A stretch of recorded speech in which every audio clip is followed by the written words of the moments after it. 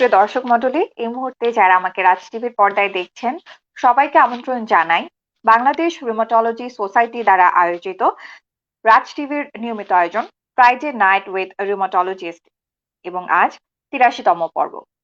দর্শক, আমরা আজ কথা বলবো রিউমাটোলজি রোগ নির্ণয় ও সঠিক চিকিৎসার গুরুত্ব এই বিষয়ে। রিউমাটোলজি সম্পর্কে এখনো আমাদের দেশের অনেক মানুষের ধারণা বেশ সীমিত। আমরা এ ব্যাপারে আজ একটু বিস্তারিত জেনে নেওয়ার চেষ্টা করব আমাদের বিশেষজ্ঞ চিকিৎসকের কাছ থেকে। এবং বিশেষজ্ঞ চিকিৎসক হিসেবে যিনি আছেন, আমি পরিচয় করিয়ে দিই দর্শক। আমাদের সাথে আছেন doctor Tazkia Haque ma'am, MBBS, MG rheumatology, Mugda medical college hospital. ধন্যবাদ ম্যাম, আসসালামু আলাইকুম। আমন্ত্রণ জানাই আমাদের ওয়ালাইকুম আয়োজনে। আসসালাম। এবং ম্যাম, আপনাকে অসংখ্য ধন্যবাদ জানাই এবং আন্তরিক কৃতজ্ঞতা জানাই আপনার মূল্যবান সময় আমাদেরকে দিচ্ছেন এবং আজকের এই আয়োজনে আমাদের সাথে যুক্ত হয়েছেন। আপনাদেরকেও ম্যাম, ধন্যবাদ। ধন্যবাদ ম্যাম। আমরা আজ কথা বলবো রিউমাটোলজি রোগ নির্ণয় এবং সঠিক চিকিৎসার গুরুত্ব এই বিষয়ে। আমি আলোচনা শুরু করবার আগে আমার দর্শকদের একটু জানাতে চাই আমাদের আলোচনায় কিভাবে যুক্ত হবেন। দর্শক, আপনারা দেখছেন আমাদের সরাসরি রাজ টিভি থেকে। আমাদের আলোচনা চলাকালীন সময়ে রিউমাটোলজি বিষয়ে যদি কিছু আমাদের কাছ থেকে জেনে নেওয়ার থাকে, কোনো সমস্যার কথা আমাদের জানানোর প্রয়োজন মনে করেন, আমাদের কমেন্ট সেকশনে নাম, বয়স এবং সমস্যার কথা একটু বিস্তারিত লিখে জানাবেন। আমাদের লাইভ চলাকালীন সময়ে আমরা চেষ্টা করব আপনাদের সমস্যার সমাধান দিতে। আমি আরেকটু বলি, আমাদের আজকের এই আয়োজনের scientific partner delta Pharma limited এবং পাওয়ার্ড বাই ইউপাসে এবং মিডিয়া পার্টনার বরাবরের মতো রাজ টিভি। দর্শক, আমাদের এই লাইভটি বেশি বেশি করে শেয়ার করে দিন যারা দেখছেন, যাতে আমরা আমাদের তথ্য পরামর্শগুলো অনেক বেশি মানুষের কাছে পৌঁছে দিতে পারি। আমরা দেরি না করে আমাদের মূল আলোচনায় ফিরে যাই, রিউমাটোলজি রোগ নির্ণয় এবং সঠিক চিকিৎসার গুরুত্ব বিষয়ে। ডাক্তার তাজকিয়া হক ম্যাম, আমি শুরুতেই যে বিষয়টি আমার দর্শকের সামনে উপস্থাপন করতে চাই তা হলো রিউমাটোলজি সম্পর্কে একটা বেসিক ধারণা। আমাদের অনেকেরই আসলে রিউমাটোলজি সম্পর্কে এই বিষয়টি সম্পর্কে হয়তো সঠিক ধারণা নেই, রোগী হিসেবে কিংবা সাধারণ মানুষ হিসেবে যেভাবে বলি। চিকিৎসা বিজ্ঞানের আসলে এই শাখাটি, রিউমাটোলজি শাখাটি, এটা আসলে কোন কোন বিষয় নিয়ে কাজ করে এবং এর গুরুত্বটা কি? ধন্যবাদ। আসলে রুইমাটোলজি শব্দটা যেটা আপনি বললেন যে হ্যাঁ, আমাদের সাধারণ জনগণের মধ্যে রিউমাটোলজি শব্দটা নিয়ে এখনো আসলে সচেতনতা সবার মধ্যে নেই। তো রিউমাটোলজি বলতে আসলে রিউমাটোলজিস্ট আমরা যেই রোগগুলো নিয়ে কাজ করি সেটা হচ্ছে মূলত আমাদের মাংসপেশি, জয়েন্ট, টেন্ডন, লিগামেন্ট এই সংক্রান্ত আমাদের শরীরের যে অংশগুলো আছে তাদের বিভিন্ন রোগ নিয়ে আমরা কাজ করি।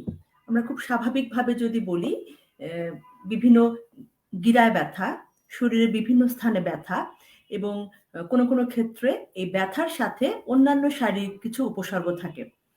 কিছু কিছু ব্যথার সমস্যাগুলো হয়তো দীর্ঘমেয়াদী হয় এবং সাধারণত রিউমাটোলজিস্টরা যেই বাতের ব্যথাগুলো নিয়ে কাজ করে থাকেন, যেই বাতের রোগগুলোর চিকিৎসা করে থাকেন, সাধারণত বেশিরভাগ ক্ষেত্রে সেগুলো হচ্ছে দীর্ঘমেয়াদী রোগগুলো। আর কোনো আঘাতজনিত অথবা কোনো টিউমারজনিত, ক্যান্সারজনিত যদি কোনো ব্যথা হয় গিরায় অথবা হাড়ে, মাংসে, সেটি সাধারণত দেখা যায় অর্থোপেডিশিয়ান অথবা ক্যান্সার হলে সেক্ষেত্রে অনকোলজিস্ট উনারা চিকিৎসা করে থাকেন। অর্থাৎ আমরা যদি খুব সহজভাবে বলতে চাই, আঘাতজনিত অথবা ক্যান্সারজনিত এই দুটি কারণ ছাড়া আমাদের শরীরের ব্যথা বিভিন্ন জয়েন্টে এবং মাংসে, হাড়ে যে ব্যথার সমস্যাগুলো হয় যেই রোগগুলোতে, রিউমাটোলজিস্টরা মূলত সেই রোগগুলো নিয়েই কাজ করে থাকেন। অসংখ্য ধন্যবাদ ম্যাম বিষয়টি পরিষ্কার করে বলার জন্য। এবং আমার মনে হয় যে দর্শকদের বুঝতে সুবিধা হলো রিউমাটোলজি বিষয়টি আসলে কি সে সম্পর্কে তারা জেনে নিল। ম্যাম, আমাদের দেশে যদি আমি জিজ্ঞাসা করি, আসলে কমন রিউমাটিক ডিজিজ গুলো কি কি পাচ্ছেন প্রতিদিন যখন রোগী দেখেন, কি কি কমন রিউমাটিক ডিজিজ গুলো বেশি দেখছেন? যদি আমরা রোগের প্রকোপের হার হিসাব করি তাহলে আসলে দেখা যায় যে অস্টিও আর্থ্রাইটিস যেই শব্দগুলো বললে হয়তো সাধারণ রোগীরা বুঝতে সুবিধা হবে তাদের, সেই শব্দগুলো ব্যবহার করার চেষ্টা করছি। যেমন অস্টিও আর্থ্রাইটিস। অস্টিও আর্থ্রাইটিসটা আমরা খুব বেশি হারে পাই। এরপর আমি যদি রোগের নাম, খুব কমন রোগগুলো বলি, রিউমাটয়েড আর্থ্রাইটিস, স্পন্ডাইলো আর্থ্রাইটিস, এগুলো হচ্ছে যেই রোগগুলোতে মূলত জয়েন্টের ব্যথাটাই আমাদের মূল উপসর্গ হয়ে থাকে। আর এছাড়া আরো কিছু, কিছু ব্যথা আছে যেগুলোতে জয়েন্টের ব্যথার সাথে, সাথে আমি একটু আগে বললাম যে শারীরিক অন্যান্য কিছু লক্ষণও থাকে। যেমন সেগুলো আসলে একটু কঠিন, কঠিন নাম। হয়তো যেই রোগীরা বা যার পরিবারের সদস্যরা এই রোগে আক্রান্ত, উনারাই হয়তো এই রোগগুলোর নাম সম্পর্কে পরিচিত। কারণ এই রোগগুলো খুব কমন না।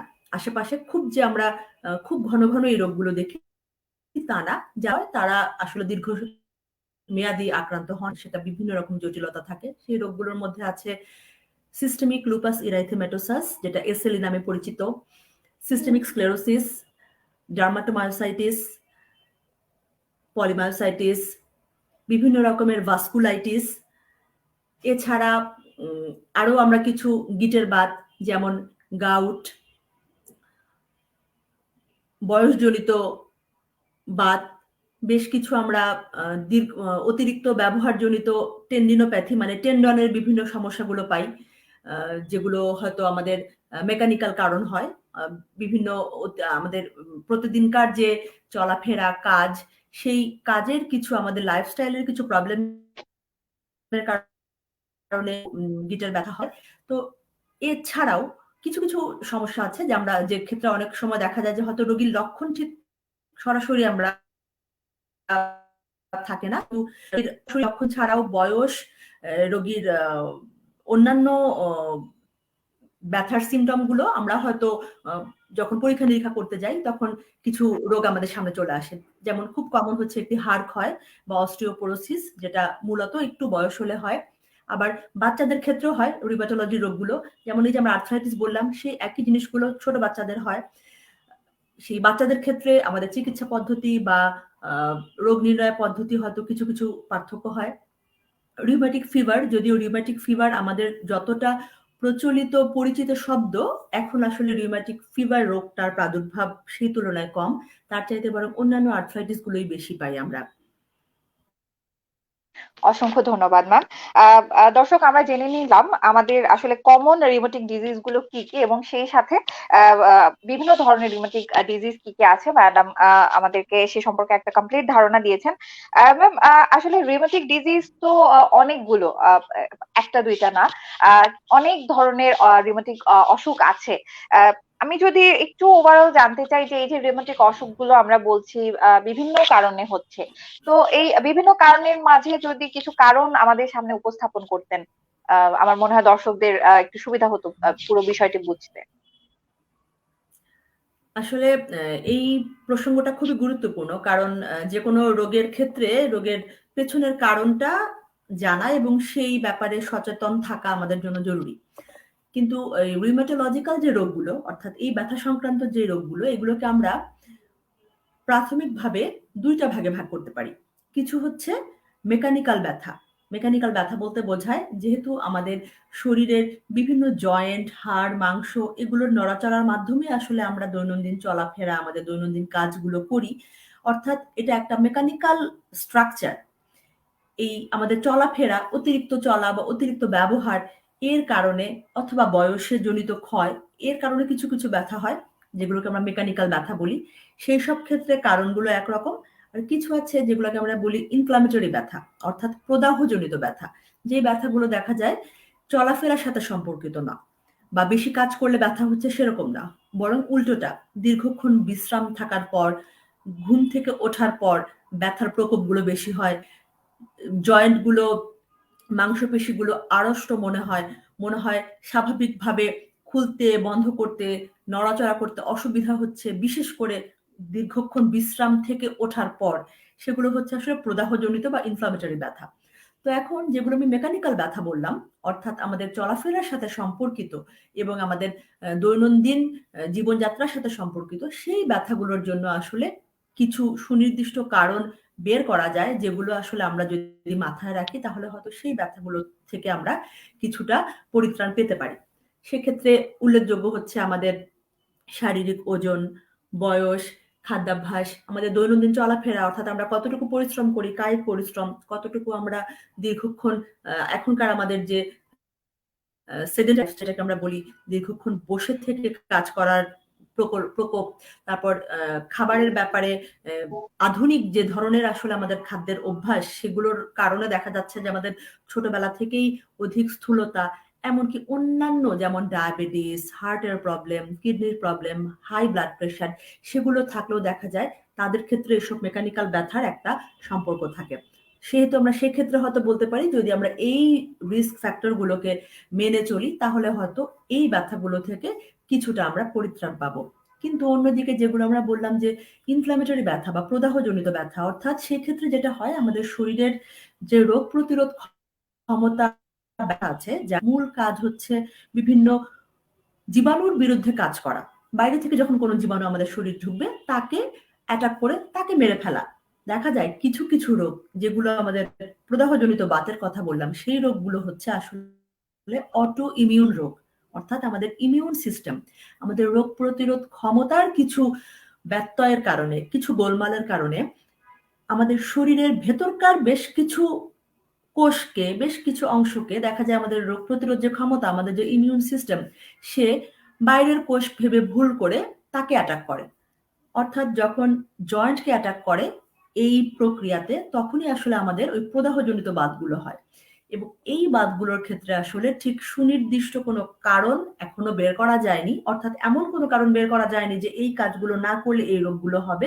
কারণ এগুলো সাধারণত জেনেটিক জেনেটিক কিছু বিষয় থাকে এখানে, এবং আমাদের যে ইমিউন সিস্টেমের কিছু অ্যাবনর্মালিটি, যেগুলোর রোগ হবার ক্ষেত্রে আসলে আমাদের নিজেদের হাত অনেকটাই কম। কিন্তু এই প্রদাহজনিত রোগগুলোর ক্ষেত্রে আমাদের মূল ভূমিকাটা আসবে খুব আর্লি রোগটাকে নির্ণয় করা এবং সঠিক চিকিৎসার আওতায় আনা, এবং রোগটা সম্পর্কে আসলে সচেতন হওয়া এর মাধ্যমে। অসংখ্য ধন্যবাদ ম্যাম। আমরা জেনে নিলাম আসলে কিভাবে এই রিউমাটিক ডিজিজ গুলো কি কি কারণে হচ্ছে, এবং ধন্যবাদ ম্যাম, একটা পরিষ্কার ধারণা দিয়েছেন অত্যন্ত সহজ ভাষায়। ম্যাম, আমরা মোটামুটি আলোচনা থেকে যেটা বুঝেছি, রিউমাটিক ডিজিজ গুলোর সাথে ব্যথার একটা সম্পর্ক আছে, ব্যথা উপসর্গ হিসেবে থাকছে। এছাড়া আর কি কি উপসর্গ থাকতে পারে ম্যাম? বিভিন্ন ধরনের রিউমাটিক ডিজিজ আছে, মোটামুটি একটা ওভারঅল ধারণা যদি দিতেন যে কি কি উপসর্গ এক্ষেত্রে থাকতে পারে।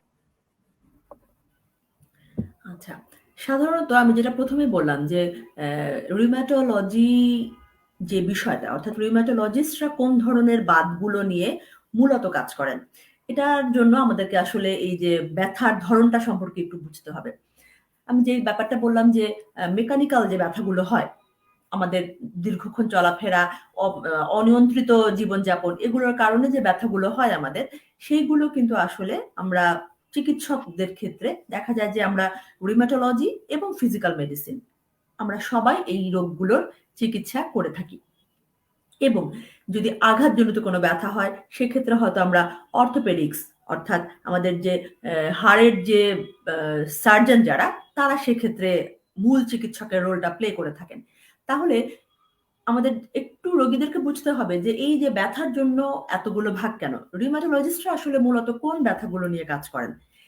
এই ক্ষেত্রে মূল যে মনে রাখার বিষয়, সেটা হচ্ছে প্রদাহজনিত যে ব্যথাগুলো, যে ব্যথাগুলো আমি বললাম যে আসলে আমার চলাফেরার সাথে সম্পর্ক না, ব্যাপারটা এমন না যে দীর্ঘক্ষণ হাঁটাহাঁটি করলে একটু আমার ব্যথা হয়, দীর্ঘক্ষণ কাজ করলে ব্যথা হয়, তা না। রিউমাটোলজিক্যাল যে ডিজিজগুলো, এই ব্যথাগুলো দেখা যায় জয়েন্টে ব্যথার সাথে সাথে গিরাগুলো ফুলে যায়, লাল হয়।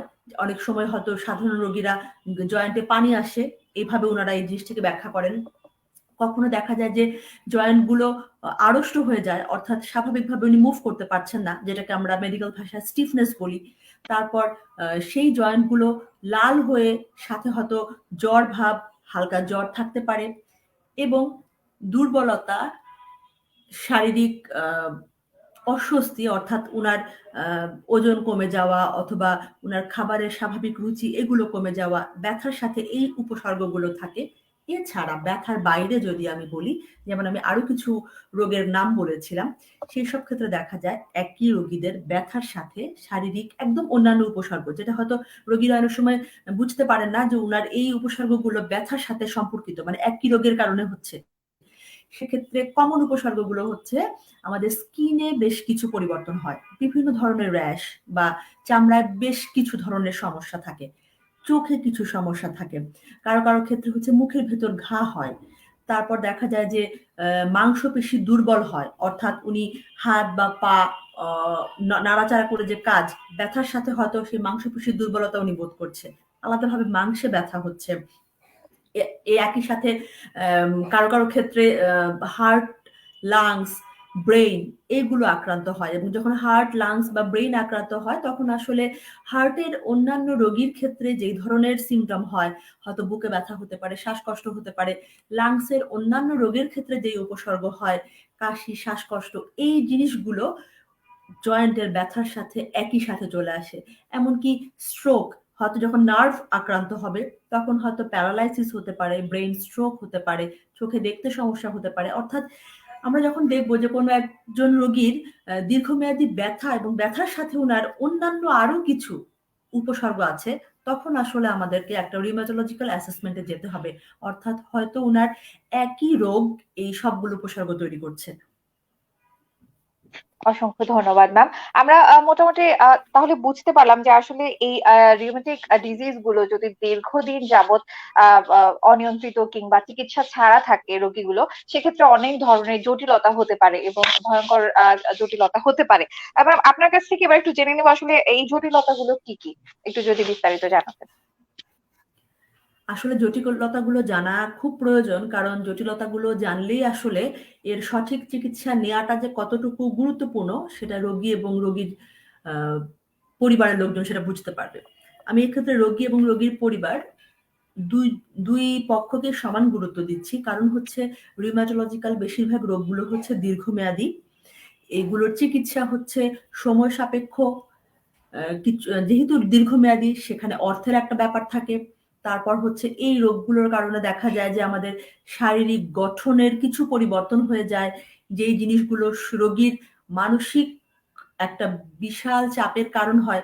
সেক্ষেত্রে রোগী যদি রোগীর পরিবারের অন্যান্য সদস্যদের সহযোগিতা না পান তাহলে আসলে চিকিৎসাটা চালিয়ে নেওয়াটা কঠিন হয়ে পড়ে। এই কারণে আমাদেরকে আসলে জটিলতাগুলো জানতে হবে। এই কারণ অনেক সময় দেখা যায় কি যে রোগীরা হয়তো এটাকে ভাবছেন যে আমার জয়েন্টে ব্যথা হচ্ছে বা ব্যথার ওষুধ খাচ্ছি, ব্যথা কমে যাচ্ছে, এই ব্যথাই তো, এটা আর অন্য কিছু কি? কিন্তু যেহেতু বললাম যে এই ব্যথাগুলোর কারণ হচ্ছে আমাদের শরীরের ইমিউন সিস্টেমের কিছু অ্যাবনর্মালিটি, তখন দেখা যায় কি যে জয়েন্টের সাথে সাথে আমাদের অন্যান্য অঙ্গ প্রত্যঙ্গগুলো আক্রান্ত হয়। জটিলতাটা যদি আমি একটু ভাগ করে বলি যে জয়েন্টে কি জটিলতা হতে পারে আর অন্যান্য অঙ্গ প্রত্যঙ্গে কি জটিলতা হতে পারে। জয়েন্ট গুলো আসলে যদি আমরা সঠিক চিকিৎসা না করি, জয়েন্ট গুলো ড্যামেজ হয়ে যেতে পারে। ড্যামেজ হলে কি হবে? আমার জয়েন্ট গুলো বাঁকা হয়ে যাবে, আমার জয়েন্ট গুলো কর্মক্ষমতা হারাবে। আমার হাতের জয়েন্ট যখন বাঁকা হয়ে যাবে, হাতের স্বাভাবিক কাজগুলো করতে পারবো না। আমাদের স্পন্ডাইলো আর্থ্রাইটিস বা কমন অনেকে হয়তো অ্যাঙ্কাইলোজিং স্পন্ডাইলাইটিস নামে চেনেন, এই রোগটাতে দেখা যায় চিকিৎসা না করলে আমার মেরুদণ্ডটা একদম সোজা হয়ে যাবে, মেরুদণ্ড আমি বাঁকা করতে পারবো না, নড়াচড়া করতে পারবো না, সেক্ষেত্রে আমি স্বাভাবিক কোনো কাজ করতে পারবো না।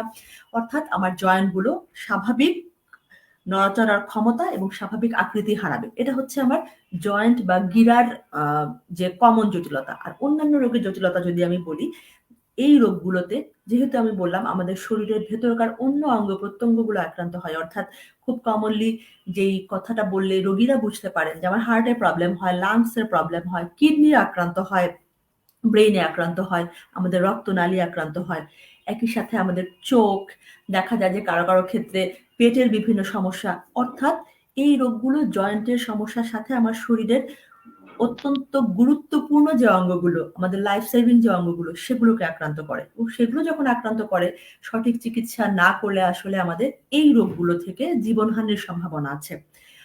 এবং কারো কারো ক্ষেত্রে হয়তো যদি তীব্রতা কিছুটা কম থাকে, জীবনহানি না হলেও দেখা যায় যে রোগটা এমন জটিল পর্যায়ে চলে যায় যখন আমাদের চিকিৎসাটা অনেক জটিল এবং অনেক ব্যয়বহুল হয়ে যায়।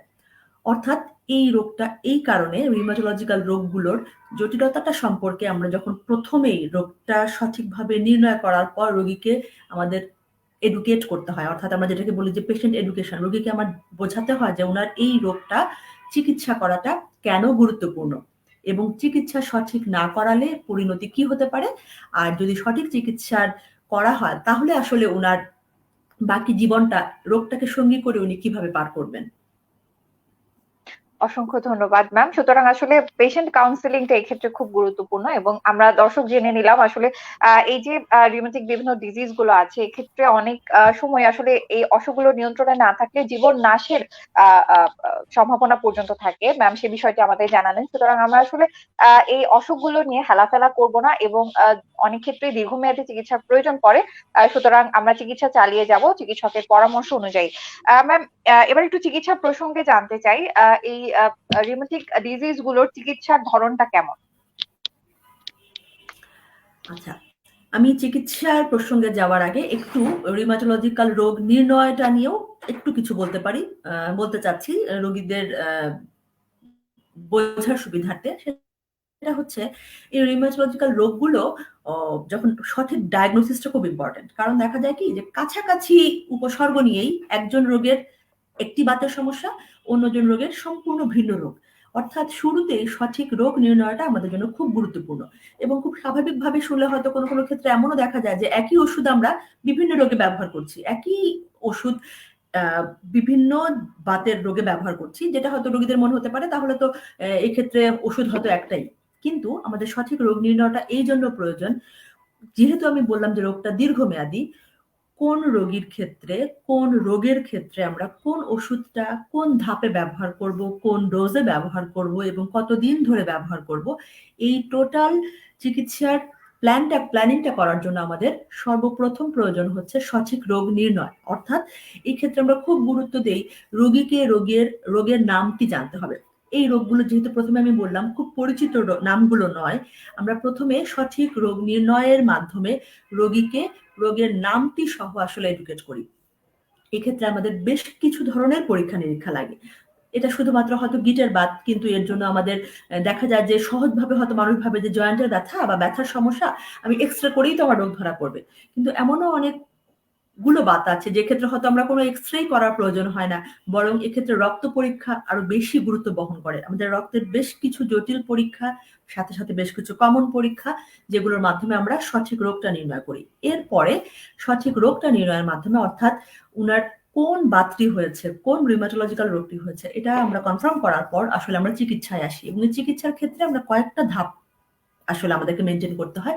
প্রথম কাজ, যেটা আমি এর আগে বারবার বললাম, প্রথম কাজ হচ্ছে আমাদের রোগীকে রোগটা সম্পর্কে সচেতন করা। কারণ সাধারণত দেখা যায় রিউমাটোলজিক্যাল রোগগুলো দীর্ঘমেয়াদী, কারো কারো ক্ষেত্রে হয়তো লম্বা সময়, কোনো কোনো ক্ষেত্রে আজীবন উনাকে চিকিৎসকের চিকিৎসাধীন থাকতে হয়।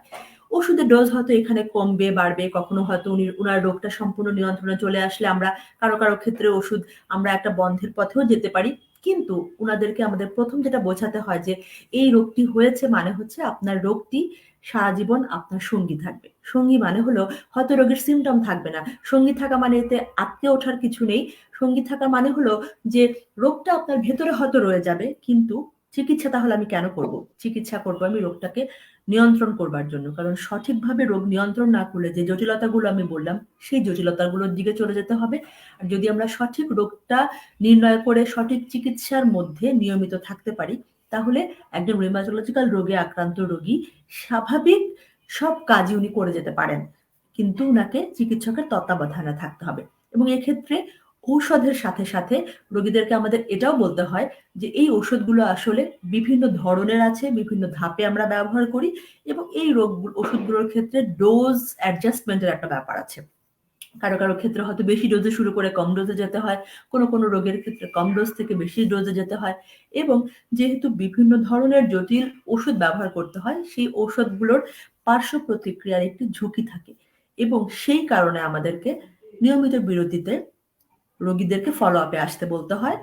কোন রকমের পার্শ্ব প্রতিক্রিয়ার লক্ষণ ওনার শরীরে দেখা যাচ্ছে কিনা সেটা বুঝবার জন্য, এবং একই সাথে কিছু ব্লাড টেস্ট করেও দেখা যে ওনার রোগটা কতটুকু কন্ট্রোলে আছে এবং কোনো ওষুধের সাইড ইফেক্ট হচ্ছে কিনা। অর্থাৎ ওষুধের সাইড ইফেক্টের ভয়ে আমরা এক্ষেত্রে চিকিৎসা বন্ধ রাখার কোনোই সুযোগ নেই, কারণ ঔষধের পার্শ্ব প্রতিক্রিয়া যেটা কিনা শতকরা হারে খুব অল্প রোগীর হয়, তার ভয়ে ঔষধের যে রোগের যে জটিলতা, তার দিকে একজন রোগীকে আমরা কখনোই ছেড়ে দিতে পারি না।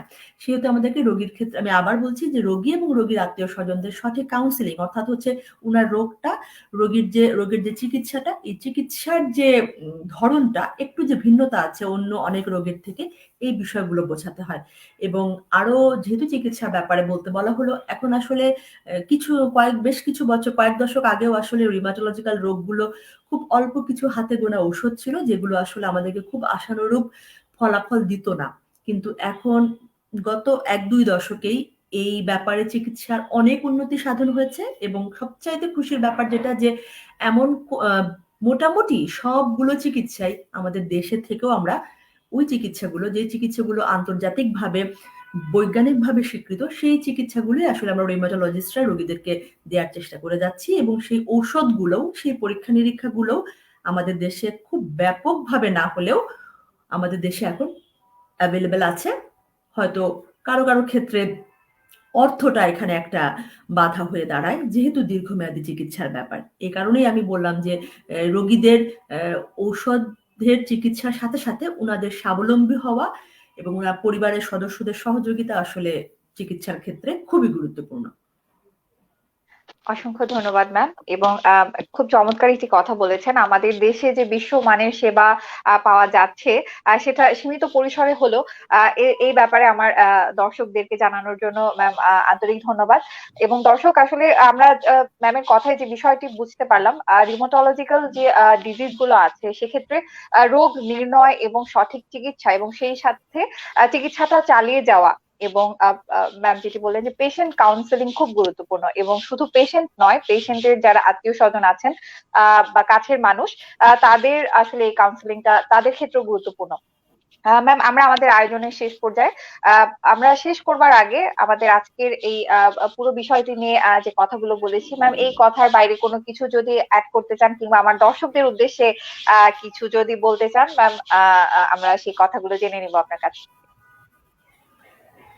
আচ্ছা, অনুষ্ঠান শেষের আগে আমি আসলে সাধারণ রোগীরা বা দর্শকরা, রোগীর আত্মীয় স্বজনরা যারা শুনছেন, তাদের উদ্দেশ্যে কিছু কথা বলতে চাচ্ছি। সেটা হচ্ছে যে যে কোনো ব্যথা আসলে যেন আমরা হেয়ালি না করি, ব্যথাগুলোকে গুরুত্ব দেই। এবং যে কোনো ব্যথা হওয়ার পর প্রাথমিকভাবে আসলে আমরা একজন এমবিবিএস ডক্টরকে দেখাবো, যে ব্যথার কারণটা উনি কি মনে করেন। আমরা নিজেরা আমাদের দেশে যেটা প্রচলিত, ঔষধের দোকানদারের কাছ থেকে ঔষধ কিনে খাবো না। আমার শরীরটা আসলে অনেক গুরুত্বপূর্ণ। আমরা কিন্তু আমাদের বাড়ির একটি কোনো স্বাভাবিক দৈনন্দিন প্রয়োজনীয় জিনিস যখন নষ্ট হয়ে যায়, আমরা কিন্তু যার তার কাছে সেটা ঠিক করতে দেই না। সেখানে আমাদের এত গুরুত্বপূর্ণ শরীরটাতে যখন কোনো সমস্যা হয়, যার তার কাছে পরামর্শ নিয়ে যেন আমরা চিকিৎসা না নেই। আমরা যেন একদম অথেন্টিক, অর্থাৎ ডক্টর, চিকিৎসক, চিকিৎসকের কাছে, আমরা এমবিবিএস ডক্টরের কাছে প্রথমে যাব। উনি আসলে ফার্স্টে অ্যাসেস করে বুঝতে পারবেন যে এই রোগটির জন্য আসলে আমাকে বিশেষজ্ঞের কাছে যেতে হবে কিনা। এবং আরেকটা ব্যাপার হচ্ছে যে রিউমাটোলজির যে ব্যাপার, চিকিৎসার ব্যাপারটা, যেটা আমি একটু আগে বললাম, যে আমাদের দেশে আসলে সব ধরনের চিকিৎসা ব্যবস্থা এখন পাওয়া সম্ভব। একই সাথে আসলে চিকিৎসার জন্য তো আমাদের চিকিৎসকও লাগবে। আমরা বর্তমানে যদিও বাংলাদেশের গভর্নমেন্ট মেডিকেল কলেজগুলোতে রিউমাটোলজি ডিপার্টমেন্ট এখনো পুরোপুরি চালু হয়নি। আমরা যারা রিউমাটোলজিস্ট হিসেবে এখন চিকিৎসা দিয়ে যাচ্ছি, দেখা যাচ্ছে যে আমাদের বর্তমানে সরকারি 8টি মেডিকেল কলেজে রিউমাটোলজিস্ট ডিপার্টমেন্ট চালু হয়েছে এবং পদ তৈরি হয়েছে।